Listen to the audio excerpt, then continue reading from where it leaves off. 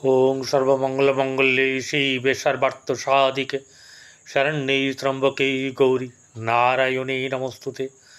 सृष्टिस्थितिविनाशानं शक्तिभूते सनातनी गुणाश्रये गुणमये नारायणे नमोस्तुते। जय बड़ माয়ের जय, जय महादेवी महामाয়ের जय।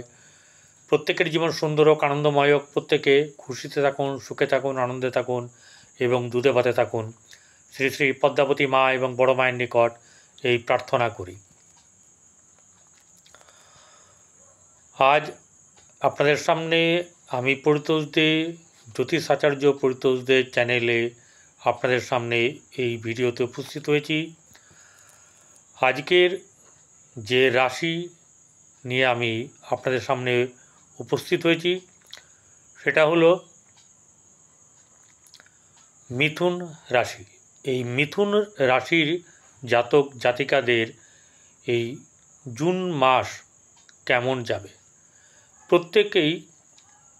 প্রত্যেকেই কিছু না কিছু আশা করে, প্ল্যান করে, মানে পরিকল্পনা করে যে এই মাসে এটা করব, এই মাসে এটা হবে, এই মাসে এটা পাবো। এটা কিন্তু প্রত্যেকেই, আমি, আপনি, আপামর সবাই,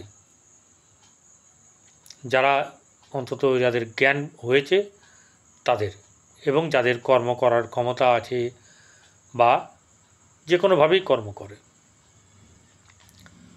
তো মিথুন রাশি একটু কল্পনাপ্রবণ বেশি, যা হয় তার থেকে ভাবে বেশি। পরিকল্পনা অত্যাধিক হওয়ার কারণের জন্যে খাতা কলমে এদের লাভ হয় অনেক, কিন্তু বাস্তবে হয় না। Jack of all trade but master of নান। কৌতূহল প্রিয় লোক, জ্ঞান নিতে ভালোবাসে, কিন্তু সম্পূর্ণ জ্ঞান কোনোটাতেই হয় না। যদি এই রাশির জাতক জাতিকাদের বুধ গ্রহ ভালো থাকে, রাশিতে বা চতুর্থে থাকে, তাহলে কিন্তু মানে নিজের রাশিতে থাকলে সবচেয়ে ভালো। মিথুন রাশির রাশিপতি যদি কন্যায় থাকে, সে যদি তুঙ্গ অবস্থায় থাকে খুবই ভালো। এটাই বলতে চেয়েছি। এবারে এই যে জুন মাস, গোটা জুন মাস 1 থেকে 30 দিন গ্রহের সমাবেশ, গ্রহের সঞ্চার, এগুলো যে পাল্টাবে, থাকবে, তাদের কী ধরনের প্রভাব আপনাদের উপরে পড়বে তা নিয়ে আমার এই প্রতিবেদন। পয়লা জুনের প্রথমেই বলবো, পয়লা জুন অর্থাৎ 17ই জ্যৈষ্ঠ, ওই দিনকে কী ধরনের রাশিচক্র থাকবে সেই রাশিচক্রের ওপরেই আমাদের বিচার হবে। শুধু তাই নয়, যখন গ্রহ এক ঘর থেকে আরেক ঘরে চলে যাবে, সেই ঘরের গিয়ে তার প্রভাব কীরকম হবে, সেই প্রভাবের ফল জাতক জাতিকারা কেমন পাবে তা নিয়েও আমার এই আলোচনা থাকবে এই গোচর নিয়ে, কারোর পার্সোনাল ছক নিয়ে নয়। গোচরে কোন গ্রহ কোথায় থাকলে আপনার জীবন সমৃদ্ধ হবে বা আপনি সুখে শান্তিতে আনন্দে দিন কাটাতে পারবেন বা আপনার ব্যবসা কর্ম হবে, এই ব্যাপারগুলো নিয়েই আমি আলোচনা করব।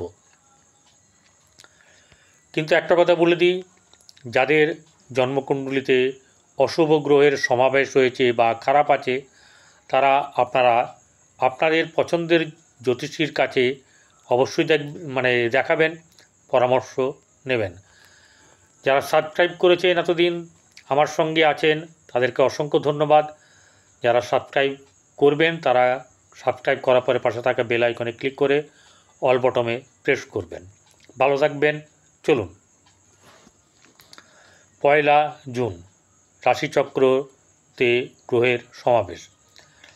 মেষে আছে শুক্র, বৃষে রবি এবং বুধ, বৃহস্পতি বসে আছে মিথুনে, কর্কটে চন্দ্র এবং মঙ্গল, কেতু আছে সিংহ রাশিতে, রাহু আছে কোথায়, কুম্ভ রাশিতে, মীনে শনি। এই রাহু এবং কেতু এক ধারে থাকার কারণের জন্যে, এবং রাহু ডান দিকে থাকা মানে হচ্ছে নেগেটিভ, মানে তার নিজস্ব জায়গা বলা হয়, আর বাঁ দিকটা পজিটিভ। তো এখানে এটাকেই জানুন, কারণ আরও গভীর আলোচনা বা আরও রুলস আছে বা কথা আছে, সেগুলো বললে অনেক বড় হয়ে যাবে। যেটা বলছি যে এখন কিন্তু কালসর্প যোগ চলছে। আমি যোগ আগে বলি, আগে যোগ হবে, সেই যোগের ফল ভালো হবে না মন্দ হবে, দোষযুক্ত হবে না শুভ হবে, সেটা হচ্ছে পরে। আগে যোগ তৈরি হয়।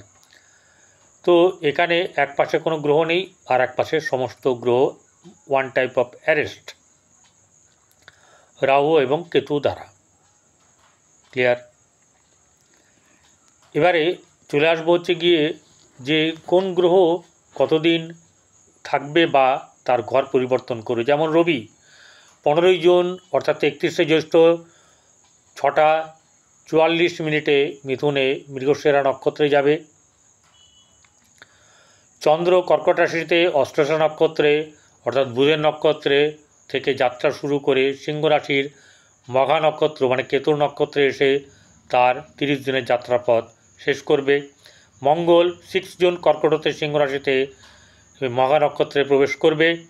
বুধ ওই দিনই 6 জুন সকাল 9:26 বৃষ রাশি থেকে তার নিজের ঘর মিথুন রাশিতে যাবে। আবার 22শে জুন মিথুন রাশি থেকে রাত 9:29 কর্কটে চলে যাবে।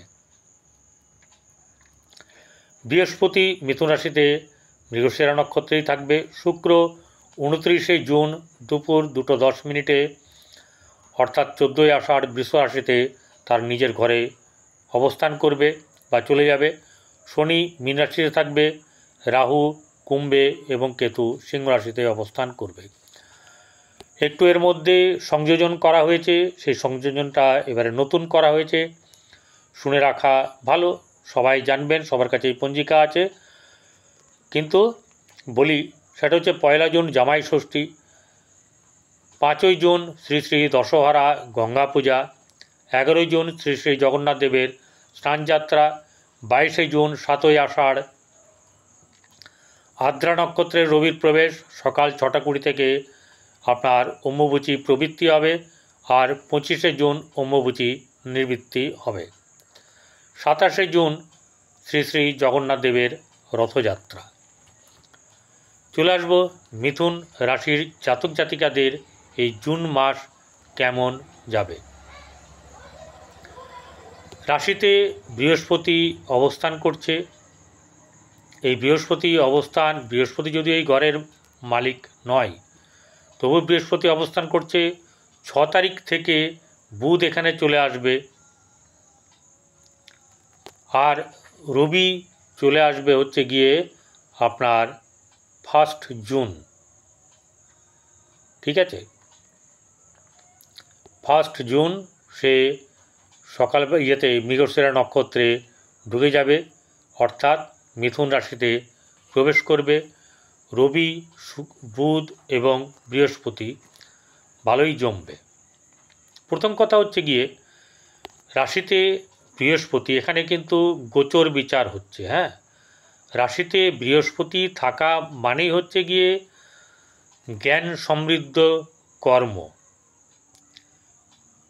এখানে একটা শর্ত হচ্ছে যে গ্রহগুলো নিয়ে আলোচনা হবে, ভালো যখনই বলবো বা শুভ বলবো, সেখানে দেখতে হবে যে আপনাদের ওই গ্রহটি আপনার জন্মকুণ্ডলিতে কেমন অবস্থা আছে, শুভভাবে না অশুভভাবে। এখানে বৃহস্পতি রবি আপনার কি হচ্ছে, রবি এখানে আপনার যখন আসবে তখন রবি আর বৃহস্পতি মিলে খুব সুন্দর যোগ তৈরি করবে, খুবই সুন্দর যোগ তৈরি করবে। কী কারণে? রবি আর বৃহস্পতি থাকলে না ম্যানেজমেন্টটা খুব ভালো তৈরি করতে পারে, পরিচালনা কাজটা ভালো করতে পারে। সঙ্গে মঙ্গলকে পেলে তো কোনো কথাই নাই, কিন্তু রবি আর বৃহস্পতি ম্যানেজমেন্ট লেভেল, হাই লেভেলে এরা উচ্চ পদে যেতে পারে, পরিষ্কার বলে দিচ্ছে এই লগ্ন থেকেই উচ্চ পদে যেতে পারে, উচ্চভাবে আপনারা নিজেদেরকে আসীন করতে পারেন কর্মের দ্বারা। কারণ কোন জিনিসটাই ঢুকে হয় না, প্রত্যেকের পেছনে কর্ম সাধনা পরিশ্রম এগুলোকে প্রয়োজন হয়। এই রাশির জাতক জাতিকাদের যতটা আপনার বুধ না থাকলে বা কোনো গ্রহ না থাকলে যতটা খারাপ হয় এখানে কিন্তু খারাপ হবে না, বরং প্ল্যানিং মাফিক কাজ হবে, ব্যবসা বাণিজ্যে শ্রীবৃদ্ধি হবে, অর্থনৈতিক দিক মজবুত হবে, চাকরির দিক বেশ শুভভাবে আনন্দ সহকারে যোগদান করা। সমস্যা থাকবে, সমস্যা অবশ্যই থাকবে। এমন কোনো কারোর জন্মকুণ্ডলী নেই, পৃথিবীতে তৈরি হয়নি যার কোনরূপ সমস্যা নেই। সমস্যাকে পার করার নামই কিন্তু মানুষ এবং মানুষের দক্ষতা। দ্বিতীয় ঘর কর্কট রাশি, মঙ্গল যতক্ষণ থাকবে অর্থাৎ 6 তারিখের যতক্ষণ না মঙ্গল সরবে, 7 তারিখ থেকে ধরুন, 7 তারিখ থেকে আপনাদের আর্থিক অবস্থা কিন্তু অনেকটা উন্নতি হবে। পরিবার পরিজনের সঙ্গে সুসম্পর্ক ধীরে ধীরে তৈরি হবে, আত্মীয় স্বজনের সঙ্গে শুভ সম্পর্ক তৈরি হবে এবং অর্থ আসবে, অর্থ জমবে, এই ব্যাপারগুলো কিন্তু ঘটবে। তবে মাঝে মাঝে জমানো অর্থ কিন্তু হাতের বাইরে চলে যাবে। ভাই বোনদের সঙ্গে সম্পর্কে আপনার নিজের আপার হ্যান্ড নেবেন, আপনার কথা অনেকে মান্যতা দেবে এবং আপনারও উচিত হচ্ছে অপরকে মান্যতা দেওয়া, তাহলে কিন্তু বেশ জমবে। গৃহের যে শুভ ভাব সেটা বলার আগে বলবো, ভাই বোনদের সঙ্গে সম্পর্কে কিন্তু একটু মাঝে মাঝে তলানিতে ঠেকবে। তবুও ওই যে বললাম, ভাই বোনদের সঙ্গে সম্পর্কের উন্নতি হবে, কিন্তু নিজেকেও কিন্তু কিছু জায়গা ছাড়তে হবে। আপনার বাস্তুর জায়গা অর্থাৎ গৃহে কিন্তু শুভ ভাব বজায় রাখা মাঝে মধ্যে কিন্তু বেশ চাপের হয়ে যাবে। অর্থাৎ আপনার ধ্যান জ্ঞান দিয়ে যতটা আপনার গৃহের পরিবেশকে সুন্দর রাখার চেষ্টা করবেন, কেউ না কেউ কালিমালিপ্ত করতে পারে বা ঝংকার আওয়াজ দিয়ে আপনার এই সুন্দরতাকে নষ্ট করতে পারে, পরিবেশকে নষ্ট করতে পারে।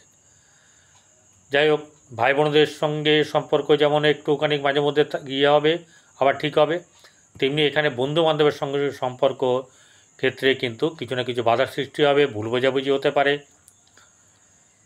আর মায়ের শরীর নিয়ে কিছু না কিছু চিন্তাভাবনা থাকবে, অর্থাৎ চাপ থাকবে শারীরিক দিক থেকে। আপনার গৃহে যেমন খারাপ থাকবে, তেমনি আপনার গাড়িতে কিন্তু গাড়ির রাস্তাঘাট দেখে শুনে চলাফেরা করা উচিত। এই জায়গাটা কিন্তু একটু মান্যতা দেবেন, আপনারই ভালো হবে। পঞ্চম জায়গা শুক্রের জায়গা, সেই শুক্র যখন বসে আছে আপনার সপ্তমভাবে আর এখানে দৃষ্টি দেবে, ভালো হবে না? প্রেমের ক্ষেত্রে বেশ শুভ হবে, সন্তানের ক্ষেত্রে আপনার প্রতিভা বৃদ্ধি হবে, আকর্ষণ শক্তি বৃদ্ধি পাবে এবং প্রেম সম্পর্কিত ব্যাপারে আপনাদের কিন্তু অনেকটাই ভালো হবে, কারণ নতুন প্রেমও হতে পারে। চলে আসবো ষষ্ঠ ভাব, যেখানে রোগ, ঋণ, শত্রু, সেই জায়গাটা 6 তারিখের পর থেকে প্রভাব কমবে এবং শুভ হবে। সপ্তম, ব্যবসা বাণিজ্যে আয় বৃদ্ধি, ধনলাভ, পরিচিতি বৃদ্ধি, ক্লায়েন্ট বৃদ্ধি এবং আপনার এই ব্যবসা কিন্তু ধীরে ধীরে উন্নতির দিকে যাবে এবং অনেকটাই উন্নতি করতে পারবে। ডিপেন্ড করছে আপনার এই সপ্তমভাবে কোনো খারাপ গ্রহ বসে আছে না ভালো গ্রহ বসে আছে, বা সপ্তমপতি কোথায় বসে আছে, এটা একটা বিরাট বড় ফ্যাক্টর। এবং সেই সঙ্গে আপনার বৈবাহিক জীবনও কিন্তু সুন্দর যাবে। পার্টনারশিপ ব্যবসাও কিন্তু মোটামুটি ভালো হবে। পার্টনারশিপ করা আপনার জন্যে একদমই উচিত নয়, একদম অশুভ ব্যাপার। তবু যারা করে রেখেছেন তারা সাবধানে থাকবেন, এটা বলবো। আর এরপর হচ্ছে অষ্টম ভাব।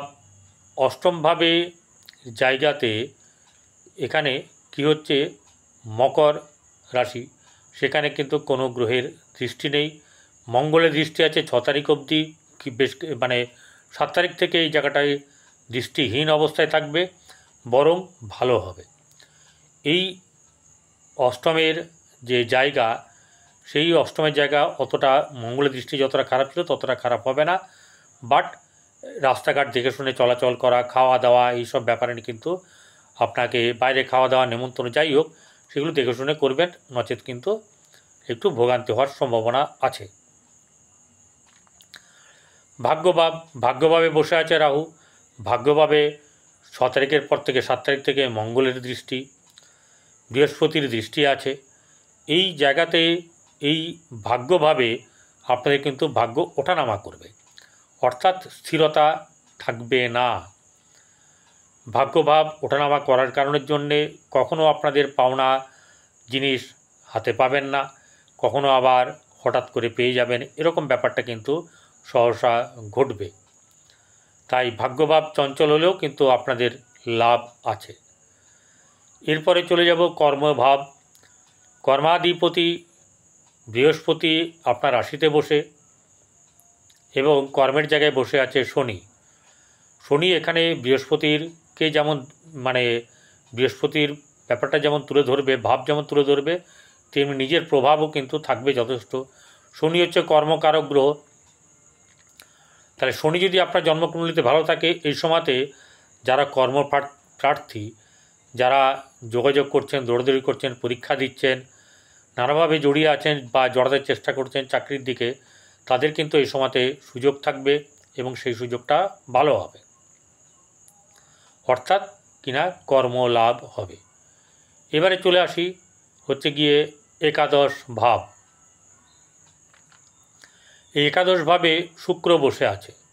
একাদশভাবে শুক্র বসে থাকার কারণের জন্য হচ্ছে গিয়ে এই লাভ, কী লাভ,